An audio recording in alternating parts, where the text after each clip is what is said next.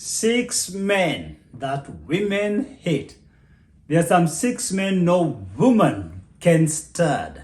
Number 1, a lazy man. A guy who sits on the couch watching TV the whole day or browsing through social media and waiting for the wife to provide.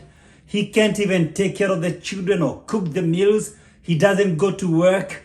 He's just expecting the woman to provide. Come on, the Bible tells you you are worse than an infidel and you have denied the faith. 1 Timothy 5:8.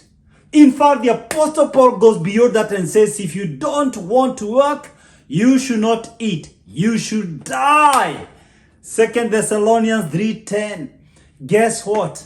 The first thing God gave man is work. Before God gave man a woman or a family or a church or a country or other leadership responsibilities, God told man, till the land, work. Genesis 2:15, take care of the garden. There was no woman, no curse, no fall. Work is a blessing. If you don't want to work, stop eating. It's a shame to be fed by a woman. It's a shame to neglect your duties and wait for your woman to feed you. Hey, disclaimer. If you have just lost your job, any woman understands. But you can't talk about job loss 3 years later. Yes, 2 months, everyone understands. Even 6 months, people understand you. 2 years, 3 years, 4 years, you're still saying you lost your job? Shame on you. If your business is not doing well for 6 months, for 1 year, for 2 years, any single reasonable woman will give you time for turnaround. 4 years later, 5 years later, you are still talking about an imaginary business. You are fake. Get out of that couch and go work. You are the primary provider of your family as a man. 6 men that women hate. Number two. An insecure man. A man that is paranoid. Always suspicious about her moves. He can't even allow her to take coffee with her girlfriends in peace. He hires private investigators to check which man is talking to the wife. He even calls her friends to know where she is, with who, doing what. My goodness. Women hate men who are insecure. Please come to terms. You don't make your woman to be upright. Your investigations cannot make a woman to be sexually or morally upright. It is her decision. It is her prerogative. You can't force her to be upright. The Bible says love always trusts. 1 Corinthians 13:7. Always trust. Dude, you will die of stress. Relax. Learn to trust your woman. Love always trusts. Number 3, the third man that women cannot stand. A mama's boy. A mama's boy no woman can stand. Your mom runs your marriage. Your mom runs your family. Your mom makes all decisions about your money. Your mom decides what you eat. You even go over the weekends to spend with your mom, to sleep at your mom's house. You need to grow up. In fact, I can never visit my mom alone. I have to go with my Mercy. My mom's family is no longer part of my nuclear family. She's now part of my extended family. The moment you get married, you get into a new nuclear family. Jesus said in Matthew 19:4 and 5, haven't you read, he replied, that at the beginning the Creator made them male and female and said, for this reason, a man will leave his father and mother and be united to his wife, not to his mother, be united to his wife.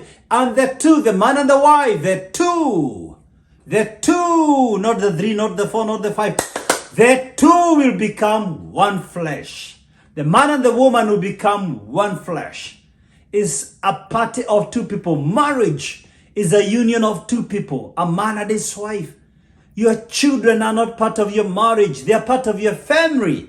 They are not part of your marriage. Your mama is not even part of your nuclear family. You've got to cut that umbilical cord with your mother. You've got, look, you don't have to copy me, but I never sent my mom any coin. I sent her through mercy. My mom lives in a townhouse. She's a retired teacher. We support her every month, but we support her through mercy. That way she has known she cannot come in between me and mercy. If you are still being controlled by your mother, you can't protect your wife. Your wife is competing with your mother. Your wife is competing with your job. Your wife is competing with your sisters. Your wife is competing with your interests and all your third parties. You need to grow up. You must protect your wife from all third parties. She's your number one after God. For a married man, God first. Number two, your wife. Number three, your children. Number four, parents both sides. Number five, siblings both sides. Number six, all others. Get your priorities right. I'm not suggesting you hate your mother. Hey, don't misquote me. No, it doesn't have to be either or. Should I love my wife or my mother? Should I love my mother or my wife? It doesn't have to be either or. When you understand your priorities, there is mutual respect between your mother and your wife. Retrain your mother that you are a married person. That way, it doesn't have to be either or. My wife respects my mother so much. My mother respects my wife so much. They have a mutual relationship. Why? I'm not bragging. And I give God all the glory, but I played my role. I made my mom understand I am a married person. Hey, come on. That respect must exist. 6 men that women hate. Number four. A boring man. No stories. No fun. No jokes. No creativity. Boring everywhere. Boring in the bed.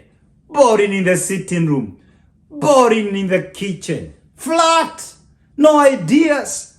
No outings. No holidays. No surprises. You can't buy her chocolate. You can't buy flowers. You can't buy her some clothes. My goodness. What a boring dude. Boring. Come on, spice up your marriage. You know, the Bible talks about how Jesus spices up his marriage between him and his bride, the church, ecclesia. In Ephesians 5:25-27, Paul writes, husbands, love your wives as Christ loved his church. And he explains how. By cleansing her, washing her, preparing her to present to himself a bride without spot, a bride without any blemish, to present to himself the type of a bride he wants to have. In other words, guys, take your wife for manicure. Give her money for the salons. If you can't stay in the salon, get into your wallet. Give money for the hair. Buy that cloth. Buy beautiful innerwears. Yeah, stop being boring. Be creative. Take some initiatives. Bring some fun in your marriage. Be exciting. Be interesting.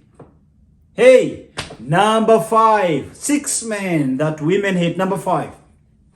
A cheating man. You know, there are guys who never get satisfied with any woman.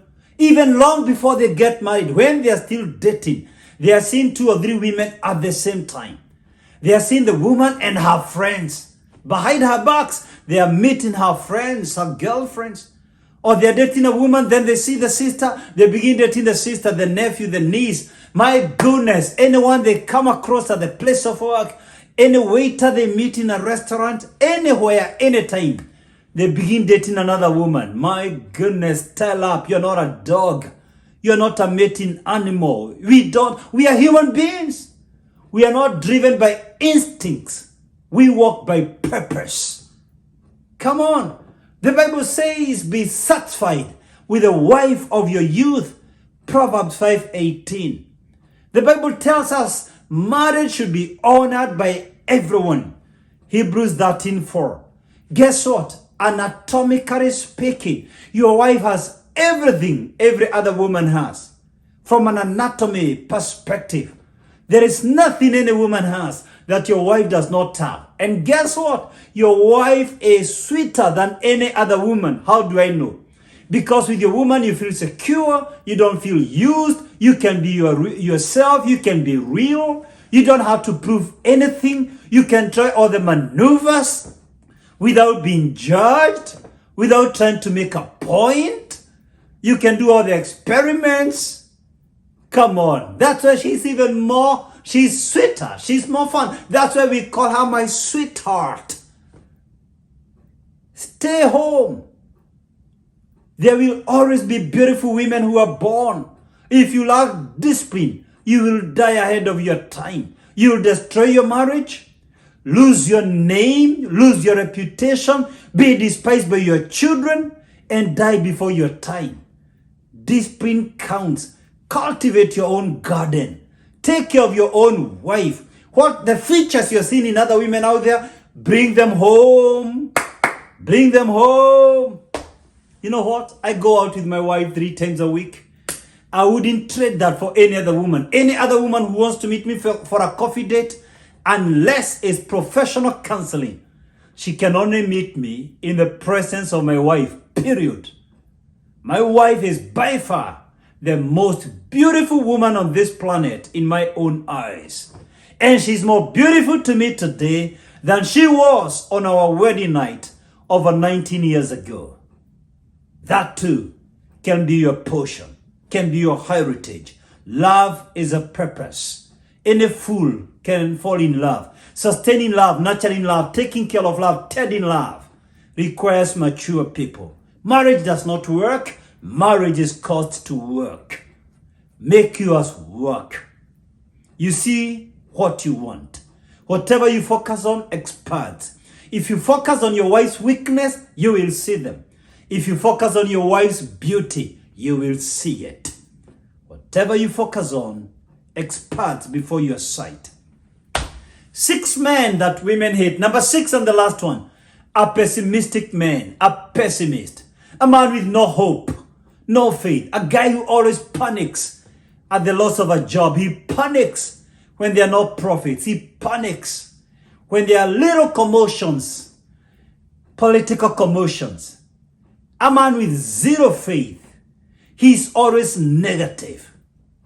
You should be the one creating hope for your woman.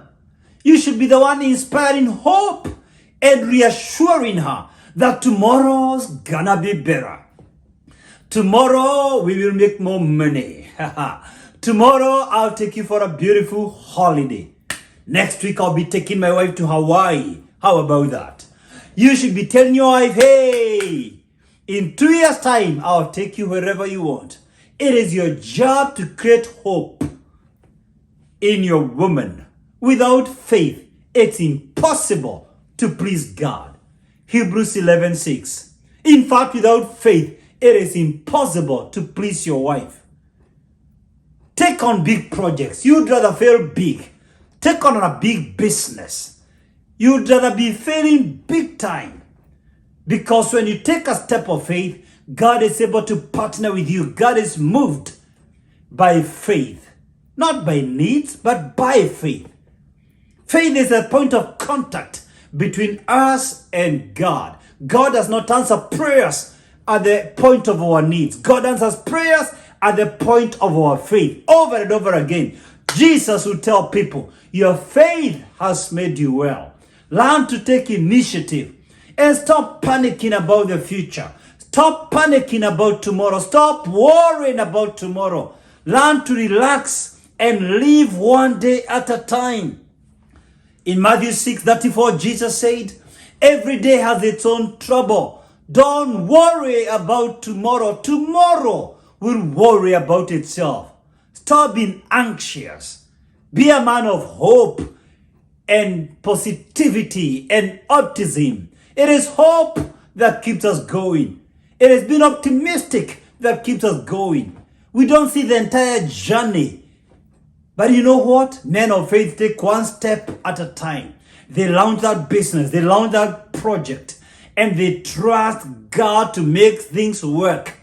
The dots connect when you take that step of faith. Women are attracted by daring men. Women are attracted by men of faith.